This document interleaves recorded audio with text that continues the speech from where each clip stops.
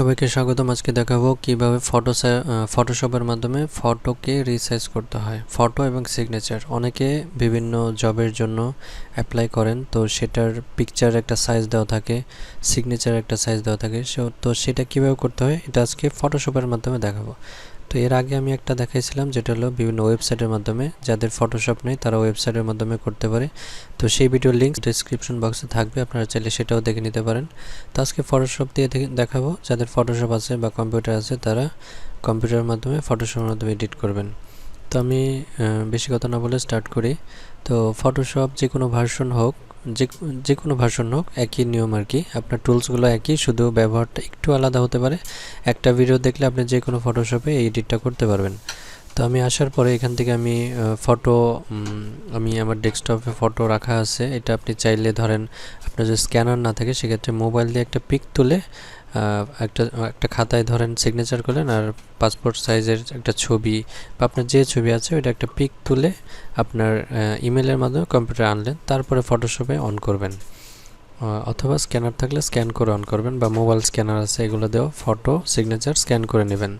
এরপরে রিসাইজের জন্য আমি যেটা করব, আমরা চাইলে এই যে এইখানে আমরা যে মাউসের ডাবল ক্লিক করলে আমাদের ডাইরেক্ট ডেস্কটপে চলে আসবে, অথবা চাইলে আমরা এখান থেকে ফাইলে যাব, ফাইলে যাওয়ার পরে এই যে ওপেনে ক্লিক করব, তাহলে আমার এই যে ডেস্কটপে চলে আসছে।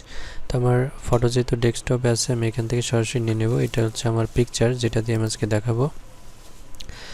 এখন আমি এই পিকচারটা, এটা মূলত পাসপোর্ট সাইজে আছে, কিন্তু ধরেন আমি জবের জন্য আমার লাগবে 300x300 পিক্সেল, মানে আমাদের চারপাশে সব দিকে 300x300 থাকবে আর কি।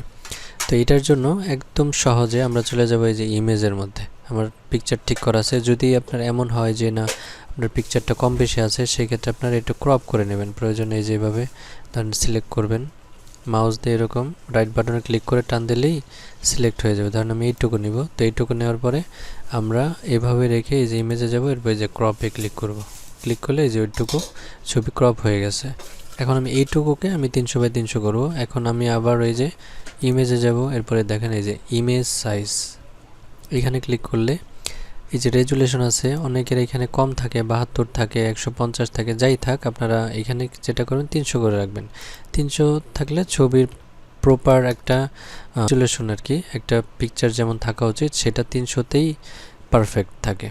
তো 300 দিব। এরপরে আমরা যেহেতু 300 পিক্সেল করব চারপাশে, তাই এরকম হাইট ওয়েট এখানে দেখেন এই যে কম বেশি আছে, আমি 300 করে দেব।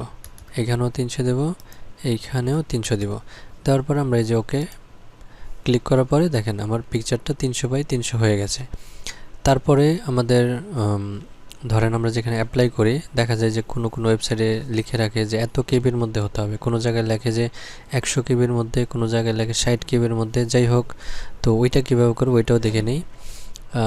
তবে একটা যে বলে রাখি, আমাদের ম্যাক্সিমাম ছবি যেটা হয়, আমরা এই ছোট সাইজের ছবি, তো এটা সেভ করলে নর্মালি দেখা যায় বেশি এমবি এমনিতেও হয় না, ওই 15 কেবি, 20 কেবি, 30-35 কেবি।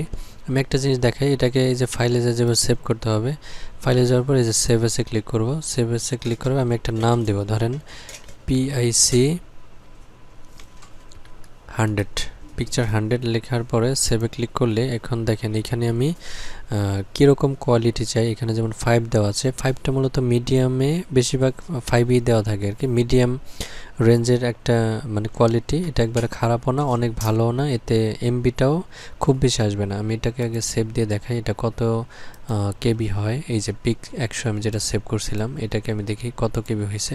দেখেন এমনিতেও এটা 24 কেবি হয়েছে। এখন ধরেন কারো যদি এটাও প্রবলেম হয় যে না কত কেবি হবে, বা ধরেন আপনাদের আরও কম লাগবে, সেক্ষেত্রে আপনারা কি করবেন, এই যে ফাইলে যাবেন, যাওয়ার পরে এই যে সেভ টু ওয়েবে চলে যাবেন। এরপরে দেখেন এই যে অপটোমাইজেট, এটার উপরে একটা তীর চিহ্ন দেওয়া আছে, এখানে ক্লিক করবেন। ক্লিক করার পরে এই যে অপটোমাইজ টু ফাইল সাইজ, এখানে ক্লিক করবেন। এরপরে দেখেন ফাইল সাইজ, এইখানে আমার কত কেবির মধ্যে প্রয়োজন, আমরা ওইটার বেশি দিব না। ধরেন আমার 20 কেবির মধ্যে প্রয়োজন, সেক্ষেত্রে ধরেন আমরা 20 দিলে অনেক সময় 2-1 কেবি কম বেশি হইতে পারে, আপনারা পারলে একটু কম দিয়ে দেন। 20 দরকার, আপনি এখানে 18 দিয়ে দেন, দিয়ে এইভাবে সেভে ক্লিক করেন। ক্লিক করার পরে আবার এখানে সেভে দিবেন। দেওয়ার পরে দেখেন আমি এটাকেও একটা সেভ করি, এটা পিক 200 লিখি, 200 লেখার পর আমরা এইখানে দেখব যে সেভ এস টাইপ এখানে কি জেপিজি আছে কিনা। যদি এখানে অন্য কিছু থাকে সেক্ষেত্রে আমরা এই যে জেপিজি করে নেব। করে নেওয়ার পরে এখানে সেভে ক্লিক করব। তো এটা সেভ হয়ে গেছে না। আমরা দেখি এইটার সাইজটা কি হলো। এই যে পিক 200, আমি এটাকে দেখছি। তো দেখেন এইখানে 20 কেবি আছে, আমরা 18 দিয়েছিলাম যেহেতু আমাদের 20 কেবির মধ্যে লাগবে। এটা মূলত 20 কেবির মধ্যে হয়েছে, 18 দিলে 20, মানে আপনারা 20 কেবি প্রয়োজন 18 দিবেন, 30 কেবি দরকার 28 দিবেন, 27 দিবেন, 25 দিবেন, এরকমই দেবেন আর কি। তো পিকচার যেটা হয় আমাদের বেশিরভাগ জবের ক্ষেত্রে 100 কেবির মধ্যেই চায়। তো চাইলে আপনারা নর্মালি সেভ দিলেও এটা 100-র ভিতরেই থাকে, মানে ছোট সাইজের ছবি তো এটা অনেক বেশি এমনিতেও হয় না। তো সেম নিয়মে অনেক জায়গায় 600x600 যায়। আপনারা পিক সাইজে যাওয়ার পরে এখানে 300 জায়গায় জাস্ট এরকম 600, আবার এখানে 600 লিখে দেবেন, দিয়ে ওকেতে প্রেস করলে এটা আবার 600x600। এরপর আপনি আপনার মতো সেভ দিয়ে দেবেন। এই হলো পিকচার। এখন আসি আমাদের সিগনেচার এডিট। তো আমার ডেস্কটপে সিগনেচার আছে, আমি আবার সেম নিয়মে ডেস্কটপ থেকে ওই সিগনেচারটা আনি। এই যে 01 লেখা। তো এই সিগনেচারটা মূলত আমি এখন সাইজ করব। তো এখন যেটা করব, আমাদের এখানে দেখেন অতিরিক্ত অনেক জায়গা আছে, আমি পুরোটাকেই নিব না, আমি শুধু সিগনেচারটা নিব। আমি একটু রাখতে পারি, খুব বেশি না। এর জন্য আমি এরকম মাউসের রাইট বাটনে ক্লিক করে এরকম টানছি, টানে আমি দেখি আমার কতটুকু দেখতে ভালো লাগে ওইটুকু আমি রাখবো, মানে সিগনেচার সাথে যায় কতটুকু ওইটাকে আমি রাখছি। তো এইটুকু আমি রাখলাম। তো তারপর আমি এটাকে ক্রপ করব। এই যে ইমেজে যাওয়ার পরে ক্রপে ক্লিক করলাম। তো এখন এইটা তো একটা সাইজে আছে, এখন আমরা যেটা করব এটাকে 300/80 করব। বেশিরভাগ জবে যেটা চাই 300/80, আবার কোনো কোনো জায়গায় 300/100।